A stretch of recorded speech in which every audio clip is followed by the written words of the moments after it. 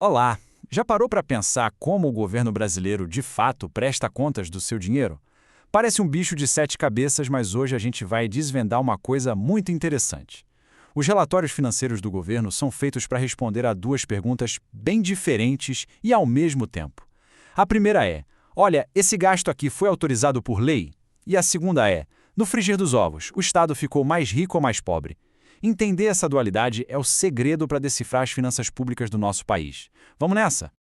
O nosso roteiro para entender isso vai ser em 5 passos, bem direto. Primeiro, a gente vai ver qual é o dilema que força essa estrutura toda. Depois, vamos analisar as duas lógicas que vivem em pé de guerra. Aí, a gente vai descobrir a solução criativa que o Brasil bolou para harmonizar as duas. Em seguida, vamos aprender a medir se a riqueza do governo aumentou ou diminuiu. E, por fim, descobrir qual é o número que realmente importa na hora de definir os gastos do ano seguinte.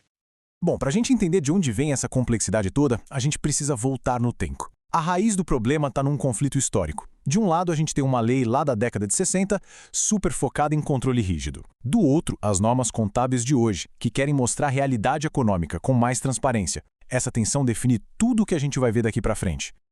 E aí fica a grande questão, né? Como é que se faz para reportar as finanças quando uma lei antiga e as normas modernas pedem coisas totalmente opostas? Uma está focada no controle do orçamento, a outra quer refletir a realidade econômica. Como conciliar esses dois mundos num relatório só? É esse o quebra-cabeça que a gente vai resolver. E onde é que esse conflito aparece com mais força? Justamente no principal relatório financeiro, o balanço patrimonial. Pensa nele como um documento que é forçado a contar duas verdades ao mesmo tempo, usando duas linguagens que, a princípio, não conversam entre si. Vamos ver como isso funciona na prática.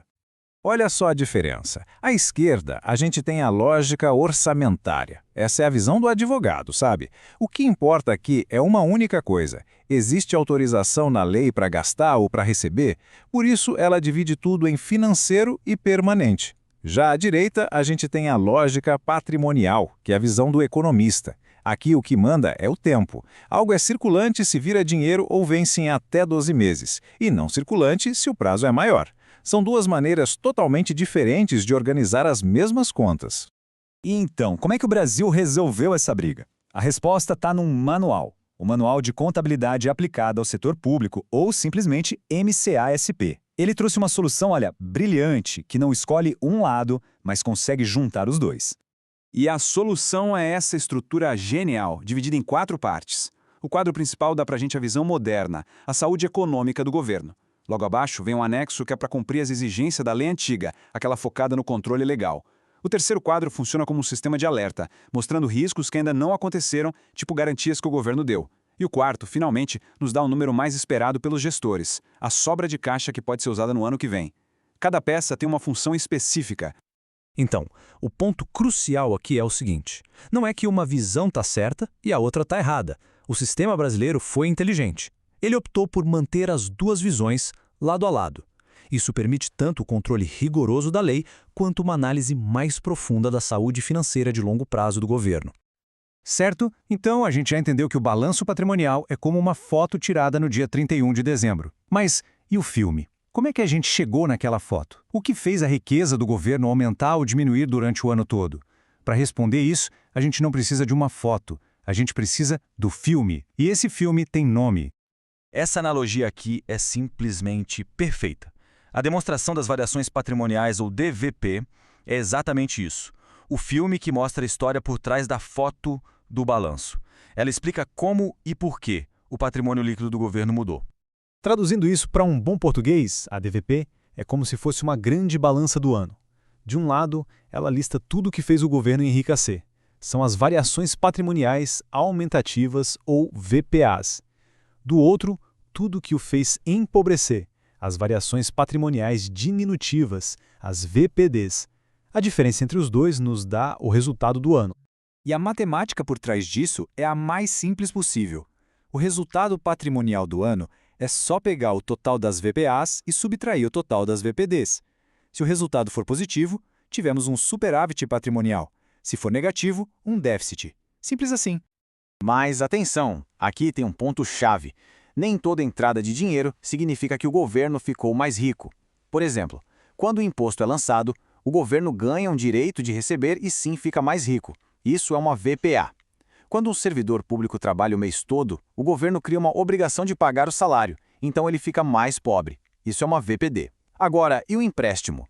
Entra dinheiro no caixa, mas ao mesmo tempo uma dívida do mesmíssimo valor aparece. Fica elas por elas, sabe? É como trocar uma nota de 100 por duas de 50. O patrimônio líquido não mudou nada. Ok, a gente viajou pela visão de longo prazo da DVP, mas agora vamos voltar para a lógica do dia a dia, a lógica orçamentária. Qual é o resultado mais importante que sai daquele quadro financeiro versus permanente que a gente viu lá no balanço? Chegamos ao famoso superávit financeiro. Pensa nele como o dinheiro que realmente sobrou na conta corrente do governo no fim do ano, depois de descontar todas as contas de curto prazo que ele tem para pagar. É a folga de caixa, aquele dinheiro que não está carimbado para nenhuma despesa. A conta para chegar nesse número é bem direta, e ela segue aquela lógica da lei antiga. De um lado, todo o dinheiro e direitos de curto prazo, o ativo financeiro. Do outro, todas as dívidas e obrigações de curto prazo, o passivo financeiro. A diferença é o que a gente chama de superávit financeiro. E por que todo mundo fica tão de olho nesse número? Porque o superávit financeiro de um ano é a principal fonte de recursos para abrir os chamados créditos adicionais no orçamento do ano seguinte. Na prática, é a grana extra que pode ser usada para novas despesas não previstas. E agora, o alerta talvez mais importante de toda a nossa conversa. Ter superávit financeiro não significa que o governo ficou mais rico, ponto. Imagina que uma pessoa vendeu o próprio carro para pagar as contas do mês. Ela termina o mês com dinheiro no banco, certo? Ou seja, teve um superávit financeiro. Mas o patrimônio total dela diminuiu, porque ela não tem mais o carro. Isso é um déficit patrimonial. O governo pode fazer a mesma coisa, ter dinheiro em caixa, mas ao mesmo tempo ver seus prédios e estradas se acabando sem nenhuma manutenção ou reposição. Então, no fim das contas, por que essa estrutura toda, que parece complexa, importa? Porque ela nos dá o mapa completo. O superávit financeiro nos diz o que dá para fazer no curto prazo, com dinheiro na mão.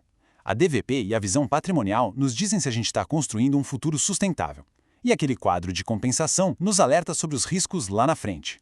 Juntos, esses elementos permitem uma gestão pública muito mais inteligente e transparente. E para a gente fechar, fica essa pergunta que resume toda a nossa conversa. Quando a gente vê uma notícia dizendo que o governo teve superávit, a gente precisa se perguntar qual deles? O financeiro, que mostra o dinheiro em caixa hoje, ou o patrimonial, que revela se a riqueza do país como um todo está de fato crescendo ou diminuindo? Essa distinção é a diferença entre uma gestão que só olha para o presente e uma que constrói o futuro. Obrigado pela companhia nesta análise.